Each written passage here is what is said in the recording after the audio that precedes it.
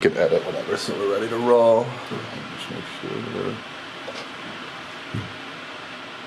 All right, we're on. First question for you. How did you here at Antelope Valley High School hear about proximity learning? I actually had an experience at another school in our district, Eastside High School, when I was over there. The issue was we have a shortage in California of highly qualified teachers in certain subject areas, math, science, foreign language typically. And so this was a solution that the district came up with to support kids in their learning, so they'd have highly qualified teachers working with them. So how long has Antelope Valley Union High School District been working with proximity learning? About 3 years. And here at Antelope Valley High School, what classes are being taught? Currently we have biology. We were looking at chemistry at the beginning of the year as well as an option, but we decided to just go with biology. And you said you've been out of school with other classes as well? Yeah, so I've had experience with Spanish, French, biology, chemistry, algebra, and I believe geometry. Nice.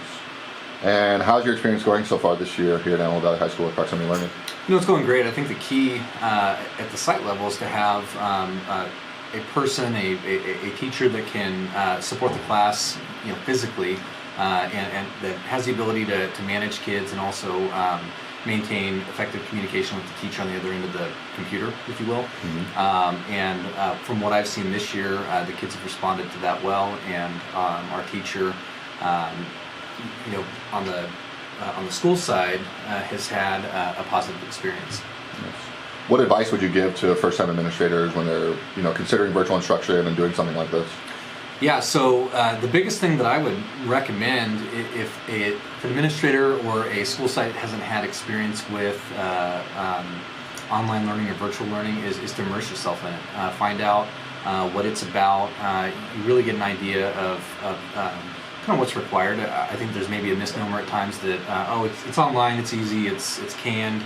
But the reality is kids have to be highly organized, the teachers have to be highly organized as well, and you need to be intentional about the kids that you place in those as you're looking at your master schedule and building courses. Sure. And if your students or your school didn't have proximity learning, what would the kids be doing in that classroom? Well, if we didn't have proximity learning, we would have likely a long-term sub. Sometimes we luck out and we get somebody that's got experience in that subject area. Sometimes we don't, and so the reality is that puts an additional responsibility on other people in the department chairs, instructional partners, administration, and what this allows us to do is kind of streamline that process for kids. Cool. Yeah, nice and easy.